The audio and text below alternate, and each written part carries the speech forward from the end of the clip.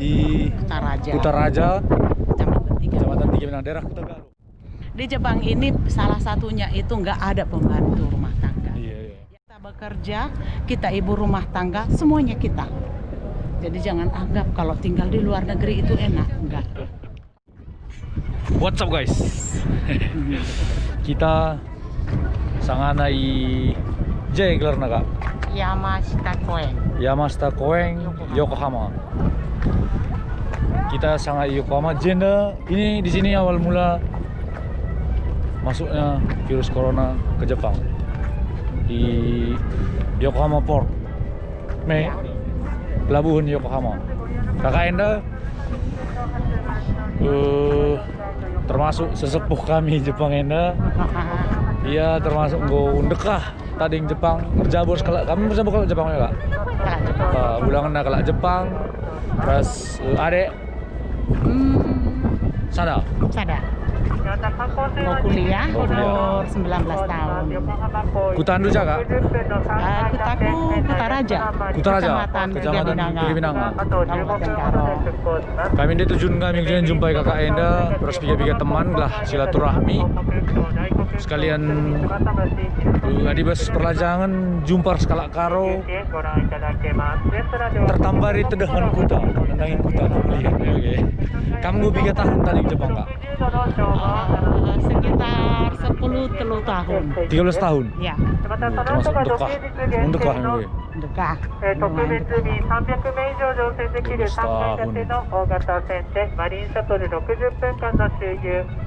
野球クルーズ最終日はkamu tadi daerah Jenda kami Yokohama. Yokohama.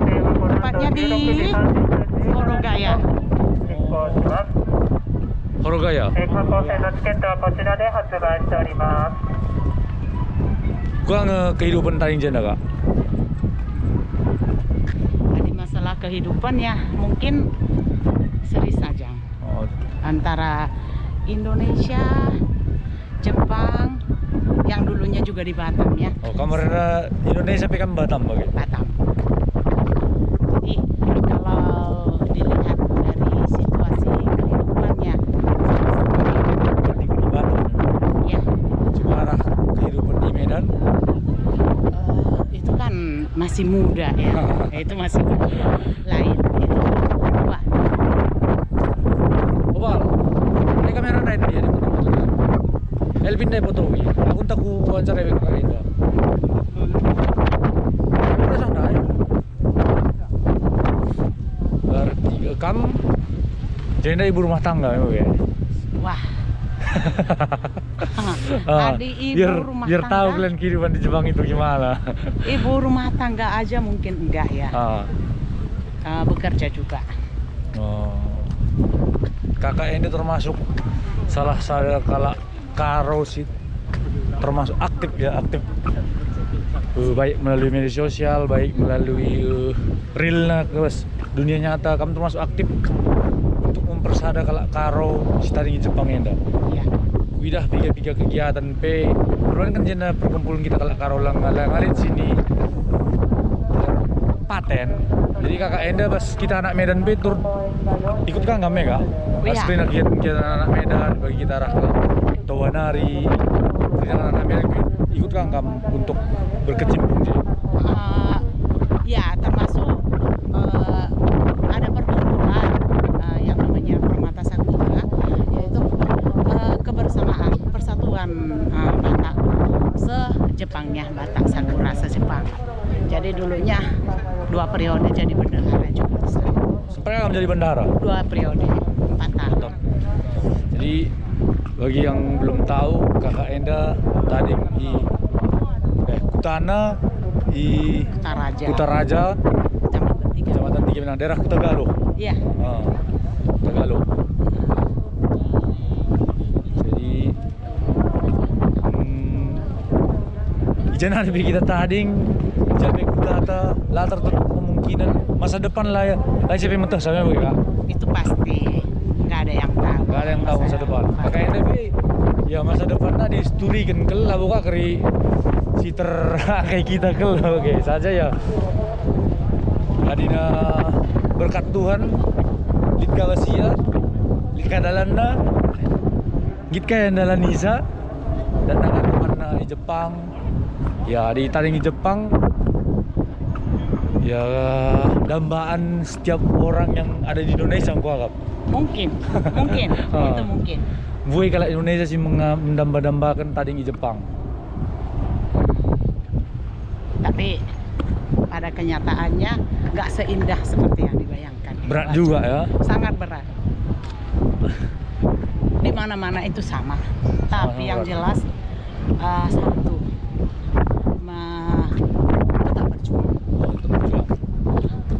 dan bersyukur, itu yang paling penting. Enda gua maka pakai ngeluh cok itu terus. Nggak boleh. Kalau ngeluh itu artinya Anda udah kalah. Tapi perjuangan itu harus diperjuangkan sampai kapanpun. Bagi paling terus berjuang dia biar dapat momen bagus. Cari foto ini. Iya. Anda mau tahu bagaimana kehidupan di Jepang ini?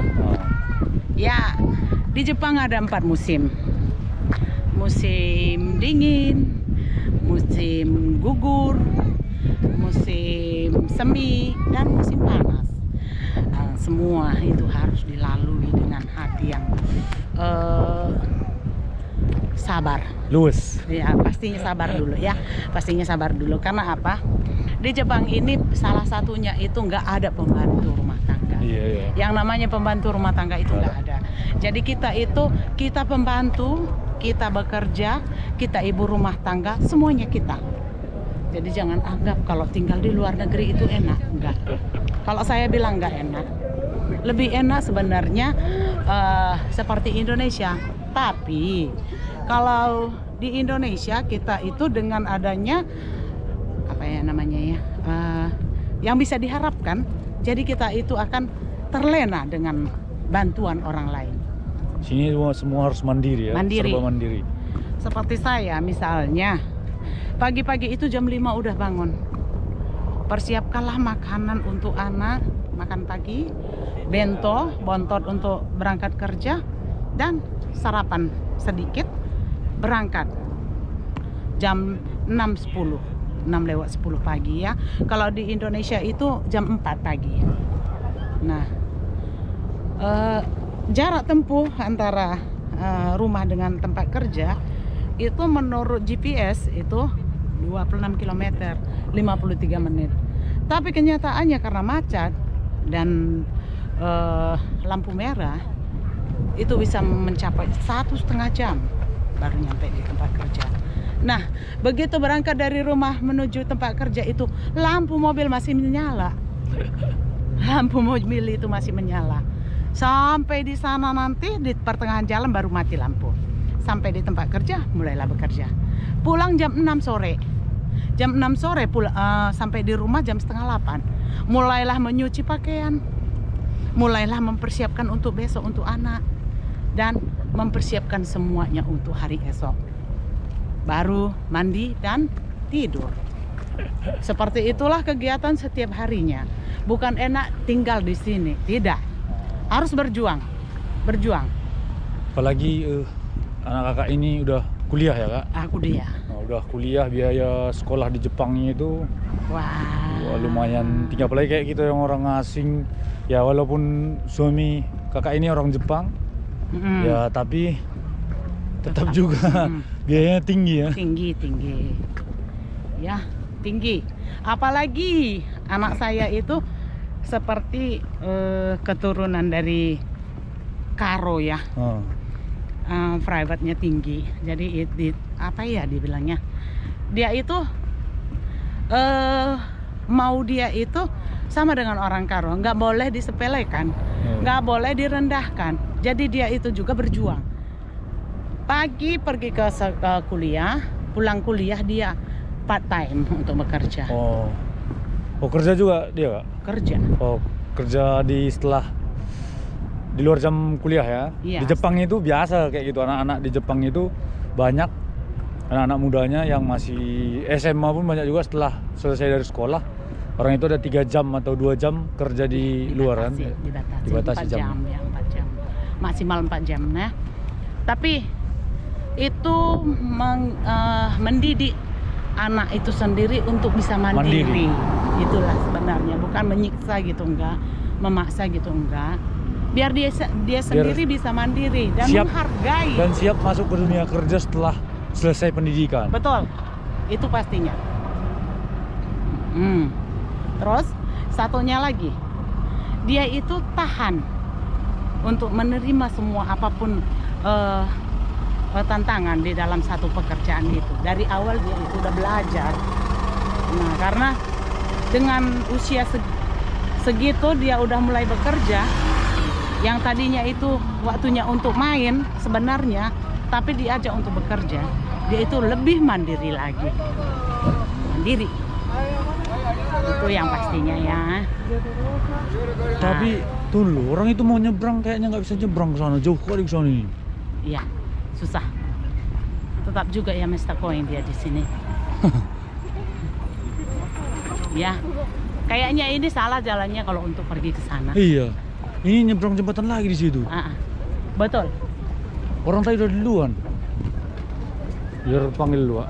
Ya, begitulah dulu cerita wawancara dari kakak ini. Iya. Kalau ada yang di Indonesia pengen ke Jepang ya berusaha lah untuk pergi Jepang untuk melihat bagaimana situasi pindahan di Jepang. Dan kalau di daerah mau ke daerah Yokohama atau apa, iya silakan. Bisa kan kabari kakak saya. ini. Nama Andu siapa kak? Rena Sembiring di Facebook ya. Nah, di Facebook boleh, bisa cari boleh Rena add Sembiring. saya akan bantu sebisa mungkin. Oke. Terima kasih. Dan banyak juga yang udah dibantu kakak ini. Salam menjual-jual.